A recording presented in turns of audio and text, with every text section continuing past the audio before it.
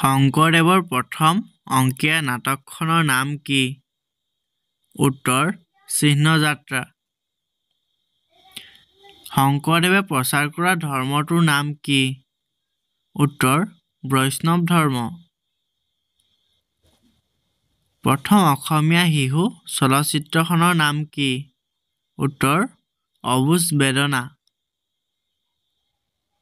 প্ৰথম অসমীয়া আংশিক ৰঙীন ছবিখনৰ নাম কি? উত্তৰ শকুন্তলা। প্ৰথম ভ্ৰাম্যমাণ থিয়েটাৰখনৰ নাম কি? উত্তৰ নটৰাজ থিয়েটাৰ। প্ৰথম অসমীয়া জ্ঞানপীঠ বঁটা পোৱা উপন্যাসখনৰ নাম কি? উত্তৰ মৃত্যুঞ্জয়। অসমৰ জাতীয় সংগীতটোৰ ৰচক কোন? উত্তৰ লক্ষ্মীনাথ বেজবৰুৱা।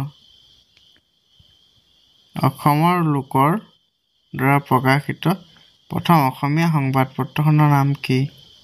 উত্তৰ আছাম বিলাসিনী। প্ৰথম অসমীয়া শিশু আলোচনীখন নাম কি? উত্তৰ ল'ৰা বন্ধু।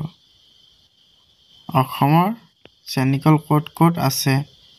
উত্তৰ বৰুৱা বামুণ গাঁও আৰু বিশ্বনাথ চাৰিআলিত।